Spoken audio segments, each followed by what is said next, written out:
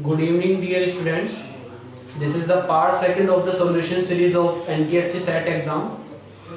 So, the first question for today is the solution of the equation 7 to the power 1 plus x plus 7 to the power 1 minus x equals to 50 is, and there are four options. So, this is a question from R.S. Agrawal, class 10 reference book.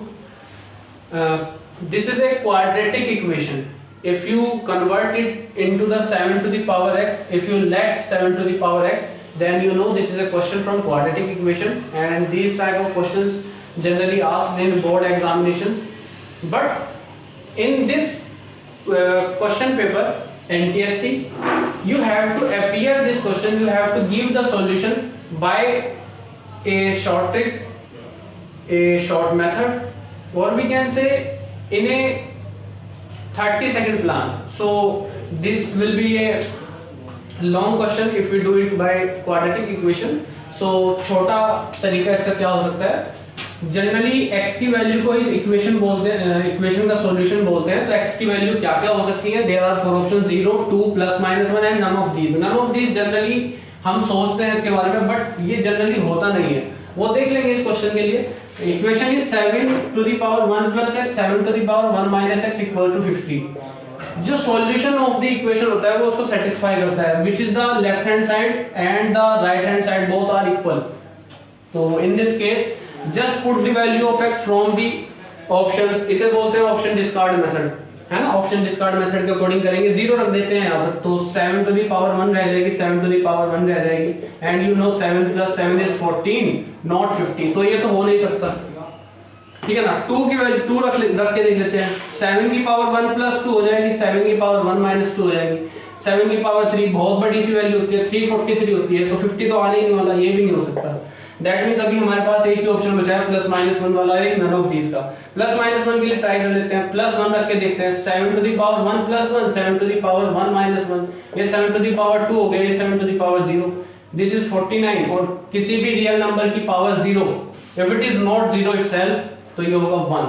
सो 50 ये satisfy करे. Plus 1 satisfy करे. Minus 1 रख के देख लेते हैं. x की value minus 1, तो 7 1 minus 1 and 7 to the power 1 minus 1 देखिए रख रहे हैं, तो माइनस माइनस प्लस हो जाएगा. This is 7 to the power 0 and this is 7 to the power 2. This is 1 and this is 49, तो ये भी सेटिस्फाई कर रहा है. तो that means plus minus 1 is the right answer. Now the second question is again the very simple question. If the sum of 1 upon 3 and 1 upon 4 is x times of their difference, then the value of x, and there are four options 4, 5, 6 and 7. So the solution will becomes, they are asking sum of 1 upon 3 and 1 upon 4, that is 1 upon 3 and 1 upon 4 sum is x times of what, their difference, that means 1 upon 3 minus 1 upon 4.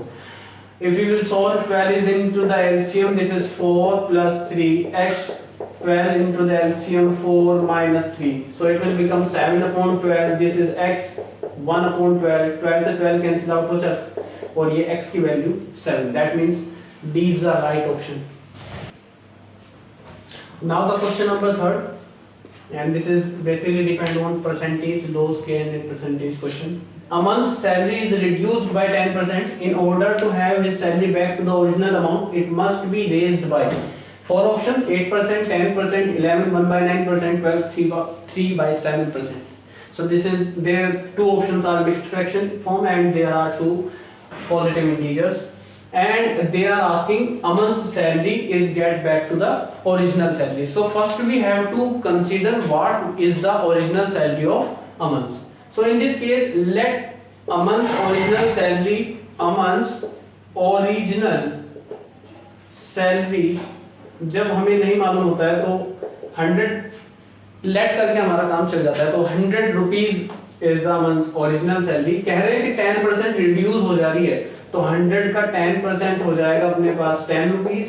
तो 10 rupees reduce हो गई, that means ये minus कर देंगे 100 में से 10, तो 90 rupees. That means 90 rupees अमन की सैलरी रह जा रही है. तो वो कह रहे हैं कि in order to have his salary back, उसको अपनी सैलरी वापस चाहिए. उसकी 100 थी, है ना, तो अमन को अपनी सैलरी वापस चाहिए कि 100 ही हो जानी चाहिए. तो उसको कितना रेज करना पड़ेगा, कितने परसेंट अब उसकी सैलरी में हमें बढ़ाना होगा कि उसकी सैलरी पहले जैसी हो जाए. एक्चुअली अब उसको कितनी मिल रही है, 90 मिल रही है। तो सपोज 90 में हम 90 का x% है ना, इतना ऐड कर दें ताकि वो अपनी पहले वाली सैलरी 100 ले पाए, है ना। तो कितना हो जाएगा यहाँ से 90 प्लस 90 इंटू x% मतलब 1/100 into this is 100, this is plus 90, इधर जाएगा तो माइनस हो जाएगा, तो ये हो जाएगा 100 माइनस 90, दैट मीन्स 10 बचा भी इधर, है ना। तो ये 90x है अपॉन में 100 है और इधर 10 बचा। तो अभी आप देख सकते हैं 0 से 0 कैंसिल हो जाएगा, तो 9x अपॉन 100 इक्वल टू 1 बचेगा। इसकी वैल्यू हो जाती है यहाँ से 100 अपॉन 9, 9 से 100 को हम डिवाइड कर सकते हैं, तो दैट मीन्स 9 1 जा 9, 10, 9 1 जा again 9 and it is 1, so it is a mixed fraction 11 1/9%, so the third option is right. Now the next question is question number 4, which is saying what is the probability that a leap year contains 53 Sundays, and there are 4 options: 2/7, 7/13, 2/13 and none of these. Again the same thing, they are giving you a option which is saying none of these, and generally NTSC में देखा गया है कि none of these वाला option generally नहीं सही होता, और आप इसको सही समझ के और इसको कर देते हैं, that is wrong. Leap year में नंबर ऑफ डेज होते हैं 366। जनरल ईयर के जगह जो लीप ईयर होता है, इसमें लीप ईयर में जो हमारे पास डेज होते हैं वो 366 डेज होते हैं। अगर हम 365 डेज की बात करें तो 365 डेज में अपने पास 52 संडेज हो जाते हैं, 52 संडेज हो जाते हैं। तो अभी यहाँ 360 और एक दिन अपने पास बच जाता है, ठीक है ना। 365 डेज में 52 संडेज हो जाते हैं और एक दिन यहाँ से बच जाता है, तो 360 डेज की अगर हम बात करें 52 संडेज तो हो ही जाएंगे यहाँ पर भी, और साथ ही साथ यहाँ पर 2 दिन बच जा रहे हैं। कितने दिन बच जाएंगे, 2 डेज बच जाएंगे। अब ये 2 दिन कौन से दिन होंगे, इनके बारे में पॉसिबिलिटी देख लेते हैं। इनकी पॉसिबिलिटीज क्या क्या हो सकती है इन 2 दिन की, ये जो पॉसिबिलिटीज है, ये पॉसिबल है कि पहले दिन संडे देन मंडे, मंडे और ट्यूसडे वाला पेयर बन जाए, ट्यूसडे वेडनेसडे, वेडनेसडे थर्सडे हो जाए, थर्सडे फ्राइडे हो जाए, फ्राइडे सैटरडे हो जाए, है ना, and the last Saturday Sunday, ये वाले पेयर हो सकते हैं। वो दिन 2 दिन जो बचते हैं अपने पास 52 संडेज होने के बाद, ये 2 डेज नहीं मालूम ना कौन से होंगे, और कौन से लीप ईयर की बात कर रहा है ये भी नहीं मालूम, तो उसके अकॉर्डिंगली तो 2 दिन वो कोई से भी हो सकते हैं, ये 2 दिन हो सकते हैं, ये वाले 2 दिन हो सकते हैं, ये वाले 2 दिन, ये। तो total number of possible outcomes कितने हो जा रहे हैं, 1 2 3 4 5 6 7। तो याद करेंगे हम प्रोबेबिलिटी, प्रोबेबिलिटी का formula, probability of an event is possible number of favourable cases upon total number of outcomes या total number of possible cases. So favour में कितने हैं, जिसमें संडे आ रहा होगा बस वो फेवर में देखेंगे। संडे स्टार्टिंग में आ रहा था संडे मंडे वाले पेयर में, और सैटरडे संडे वाले पेयर में आ रहा था, दैट मींस 2 केसेस तो फेवरेबल है। टोटल केसेस ये 7 बन रहे हैं, तो answer is 2/7, so answer is first option is the right. And the last question of the session is the minimum value of sin theta cos theta is, options are 0 -1 -1/2 and +1/2। Minimum value की बात जब हो रही है तो 2 options तो एक बार दिमाग में आ सकते हैं कि ये पॉजिटिव वाले तो एटलीस्ट एक बार को हम सोच सकते हैं कि ये तो नहीं हो सकते, क्योंकि मिनिमम वैल्यू दे रहे हैं, और मिनिमम में हम जब देखते हैं तो मिनिमम तो सबसे छोटे से छोटा होगा ना, तो सबसे छोटे से छोटे में मतलब नेगेटिव वाले 2 ऑप्शंस बचते हैं, इनके बारे में सोचेंगे, ना कि इन दोनों के बारे में सोचेंगे, ठीक है ना। अदरवाइज ऐसा नहीं भी होता कई बार, लेकिन अभी के लिए हम सोच सकते हैं कि 2 ऑप्शंस तो हमारे पास ऐसे हैं जिनसे ज्यादा मोस्ट प्रोबेबल 2 ऑप्शंस हैं, ये नेगेटिव वाले, क्योंकि मिनिमम वैल्यू चेक कर रहे हैं, we are checking the minimum value, but if we are checking the maximum value then हम उल्टा कर देते हैं इस काम को, है ना। तो हमारे पास फंक्शन है sin theta cos theta. Actually sin theta की मिनिमम और मैक्सिमम वैल्यू क्लास 10 में पढ़ लेते हैं आप। Minimum value is -1 and maximum value is +1। Similarly cos की मिनिमम -1 and maximum +1.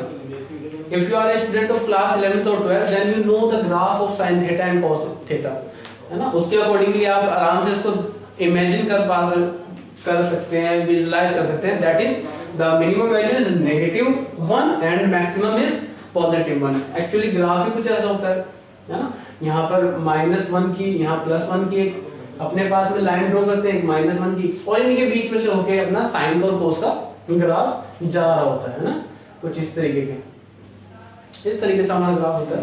तो you know that if you are a student of 11th 12th but in class of 10th you don't know that much, है ना।